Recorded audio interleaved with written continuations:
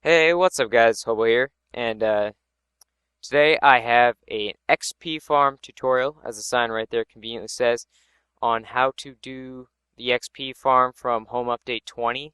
I left an annotation saying that if anyone wants a tutorial, please leave a comment, and a bunch of you did, so here it is. Just to get started into it, because this is going to be slightly longer than some of my other tutorials. Uh, we will start in a mock dungeon I created. This is just to be kind of a representation of like a normal dungeon you would find. So like a small room, 1 to 2 chests, and I decided to go with the skeleton spawner again because personally I think it's the most useful. Bone meal, enchanted bows, arrows. It's a lot more useful than rotten meat or the occasional armor piece. But so this is just from the beginning how to go through it all. So that's my point of reference, just to know which way I'm digging. But say you just stumbled into your freshly neutralized dungeon, and this is what you see. So you loot your chests, and you get rid of them. That's step one. You want to neutralize your spawner and get rid of the chests. So the next step is to make the room larger to maximize your spawning area for the skeletons to spawn and get pushed away by the water. So first thing you want to do is move 3 away from the spawner in all directions. So right now it's 2, so we're just going to dig out this wall. Doesn't take very long in creative. You should get a lot of a mossy cobblestone if you like that when you're digging out dungeons, and if you make multiple XP farms. I know I got a few stacks when I was making them in multiplayer. But yeah, you want to dig away 3. So just this one wall in my little design. The purpose of the glass is to see how it works when it all is completed. So as you can see, it's 3 away in all directions. The next step is the ceiling and the floor. So right now, there's room upwards for them to spawn, but I like to go 3 high above the spawner, just for that extra bit of room, just to be safe. So we'll dig out 1 in the ceiling. Someone brought up a point in the video. This is optional. You don't have to do this because from experience, it's rare that it happens, but occasionally skeletons will spawn on top of the spawner and likely won't jump down, and you want them to jump down. So if you wanted to, you can leave like 3 blocks and cover the top of the thing, or you could put say like a glowstone lamp and wire it up and have that neutralize the spawner if you ever wanted to, which I might do because my previous attempt didn't work exactly how I wanted to.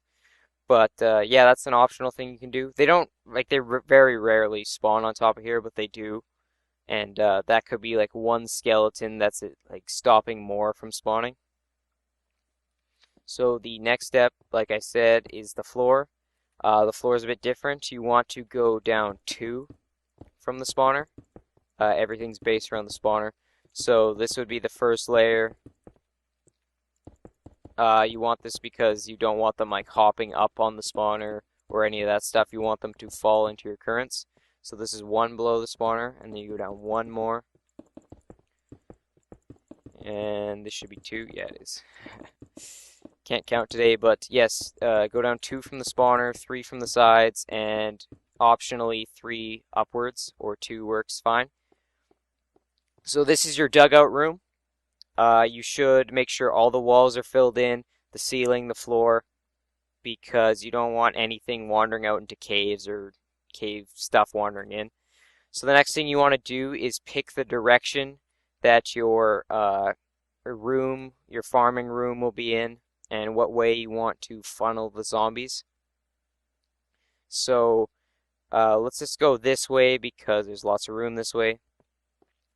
So you want to make an infinite water source anywhere.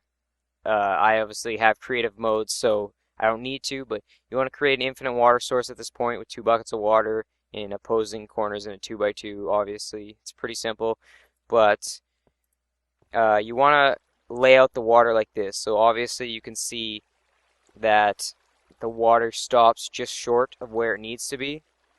So easy solution for that obviously is to, let's just get rid of this water. You find the center of the room marked by the spawner and you go 3, 3 this way, and then you kind of like staircase it in. So when you remove the water or let the water flow again, it drops just before it like dissipates, and it goes down and it kind of starts the 8 cycle over again. So that's what you want to do for the room. Your water will be in 2 opposing corners, so it all flows into a central point. And the next step would to be make the elevator. So you want to cut too high in this direction, so they have somewhere to go, but they can't jump or fly in my case. And you want to make sure you dig a tunnel that is 3 long. Oops. So this is 1, 2, 3 long. And on the 3rd block, you get rid of it. Make sure there is a wall right here, as this is where they will go upwards. And what you want to do at this point is you want to go 23 blocks up. So how I do this, and it's pretty simple, is you make a sign. The signs are necessary. This isn't just to mark your position. The signs basically hold the water apart, so there are air gaps, so the zombies don't suffocate, and there is no flowing water. And because of this, you get an elevator that goes up that will not kill the zombies, and it will also not slow them down, like it will get them going up as fast as possible. So I'm going to cut the video right here after I show you a couple cycles of what I'm doing. So you want to go sign and every second one. So the first block would be where they come in and like mobs naturally jump in water to stay afloat. So you put a water block right there and they will hit it and go up. And then from that point you just want to alternate signs. So this would be position 4 and then another water block. And you want to do that until you get 22. So I'm going to cut the video right here and finish this upward tunnel and then come back. So see you guys in a second. Okay, we're back, guys, and I continued the tunnel upwards, and I'll go move on to the next step here. So, like I said, alternating signs moving upwards. You can use the signs to mark your position, which is very helpful. And then you want to take your infinite water source, which you can place in here as long as you fill it up later, and you just want to move up with water blocks, as you can see right there. So we'll fill it up to the 20-second mark. So we're on 18 now, so 20. Now this is the top of your thing. Your last sign should say 22. And on your 23rd block, you'll put the water over here, and you should have 1 block above your 23rd mark or 2 blocks above your 22nd mark. So basically you'll have a 24 tall pipe with a roof so they cannot jump. You want this so they can't move around much. You want to funnel them straight. With the 23rd block moving along a little channel here where it will move them 8 blocks. So this is where it ends. Now at the 9th block away from the source block, you want to move down. So you break this block. Obviously I can fly, but in your case hopefully there should be blocks beneath it, and you want to dig down 23 blocks. So I'm going to cut the video one more time and complete this tunnel down 23 blocks. So you move them up 23 and then you drop them essentially the equal height, so they will take damage but will not die. So this is how you get the one-hit method.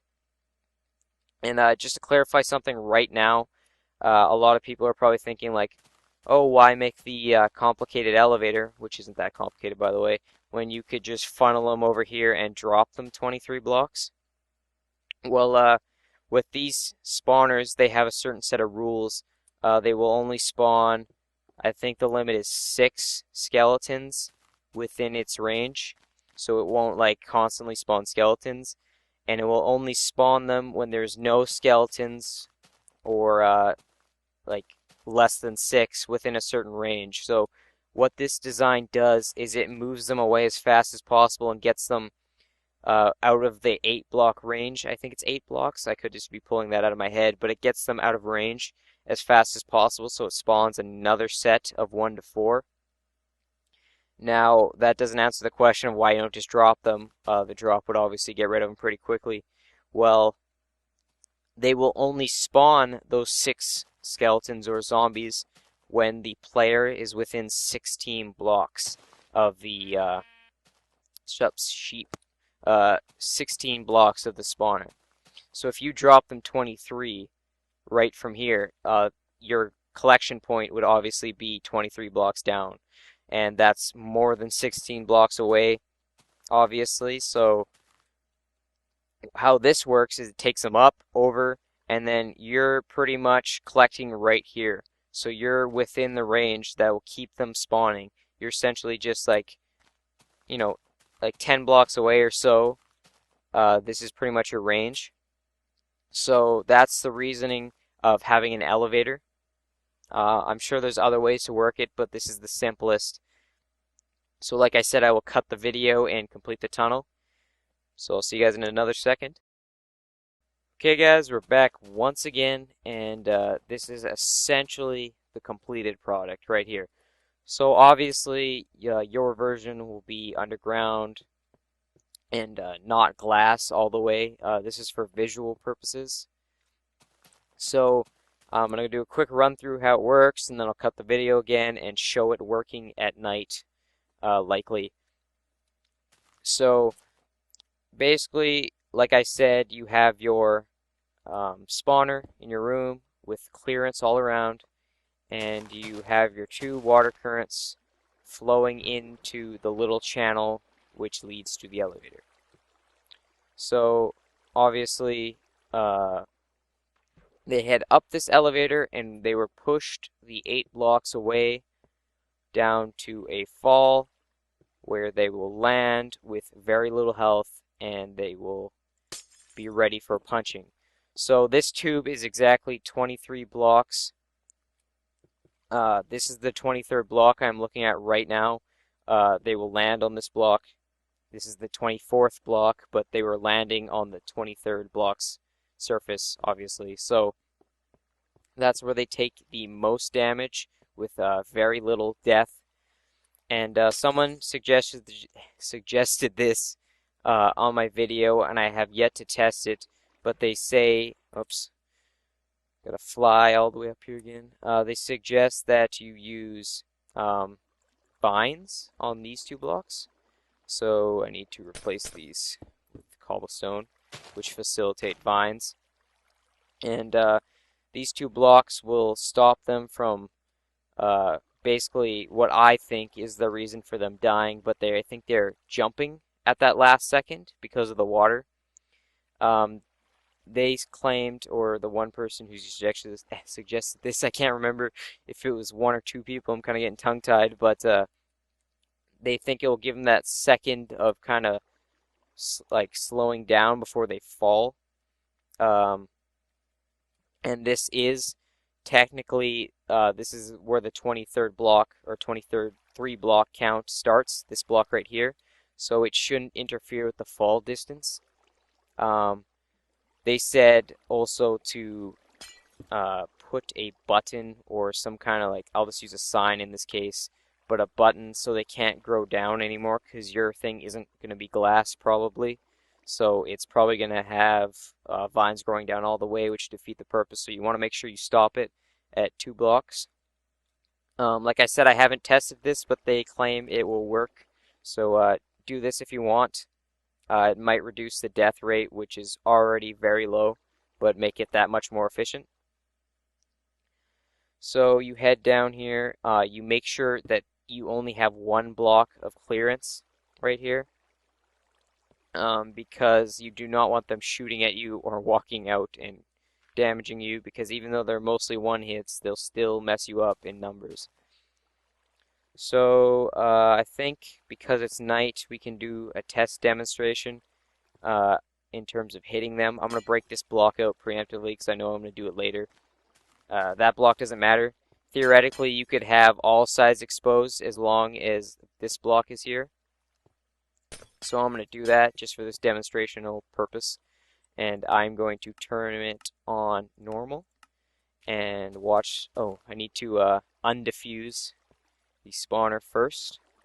So we'll break our torches. Careful not to break the spawner. And there you have it. They spawned already. There are mobs everywhere, but I've God mode. So you can see how it works. Two spawned in this batch. They get funneled into the center where they will go up. They will not drown because each time, and see, they get moved away, so the spawner has a chance to reset. But they move up at a decent pace, and they will not take damage due to the air pockets. So now they reach the top, and they get pushed along, and they land at the bottom here, where they are one hit. That's where the one hit comes from. Now, obviously, we are within the 16 blocks acceptable range. Like I said in the home update 20, if you're on this side, there's a likelihood that you might be slightly too far away. There's kind of like a block where you know it's not working. So try to put it on the side closest to the spawner, your little collection area, or stand there at least if you have a all-sided one like this.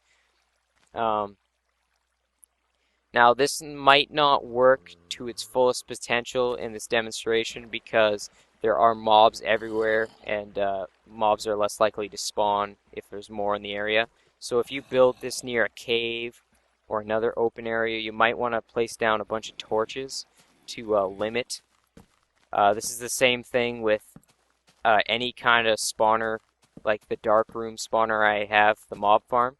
If I lit up all the immediate cave surroundings, it would be much more efficient because it would limit their spawning area to that room.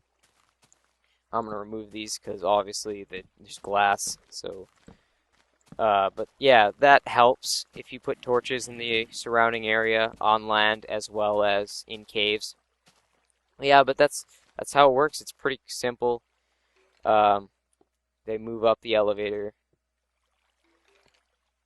They appear to be getting stuck there. That might be due to the sign, or just, yeah, it's probably the vines. They're pressing on the vines, so I'm gonna get rid of those right now. Yeah, that might not work if they stack up too quickly. Like I said, I didn't test it, but for the most part, you want to have it at this height for the most efficient drops. I think because they drop from like that extra block essentially from the vines that they all died. But yeah, like I said, this is it. If you have any additional questions, feel free to leave them in the comments. I'll do my best to answer them, but I hope I covered everything in this video, including a glass tube that you can see how it works. This will work during the day as well as at night if it's in a cave, obviously, because the spawner will be inside and won't have light. If you want to put in additional features like I did, like a kill switch, you want to put these two pistons, or these two blocks have pistons behind them, because when these two blocks are pushed, this one will kill them at head level, and this one will prevent them from glitching through the block and moving upwards, and they obviously can't move downwards.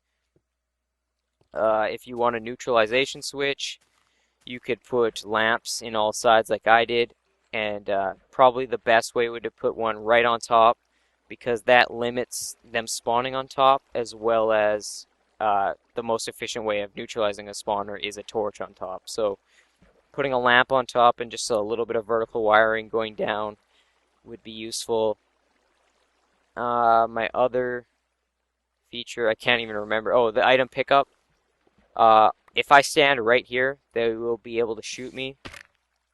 Yeah, that's a rare death, unless I miscounted. But if I stand right here, they'll be able to shoot me. So you want to have a single block buffer to stand by, because they can't shoot through this block. I use half steps that retract. You can use any block in reality. But that's it for the tutorial. I hope you guys like it. I wanted to do it because you guys asked, and for some reason I think I broke it because they all appear to be dying, or I'm just very unlucky. But if you have that problem and most of them are dying, just raise it a block. That should work. If you don't want to raise it a full block, you could always do a half block. Usually one block does it if you're off and you're counting or something. Just raise it, and it should increase your efficiency a lot. And yeah, I'm just rambling at this point, trying to cover all my bases. But that's it. We'll end the video with the skeleton, who appeared to die as well, which is a sad because it worked for that first one. But you get the gist. My numbers are correct. Maybe not my counting, even though I'm pretty thorough. It might just be, really bad luck. Yeah, but I'm trying to wrap this up. That's it, guys. Once again, questions in the description, and I'll see you guys next time.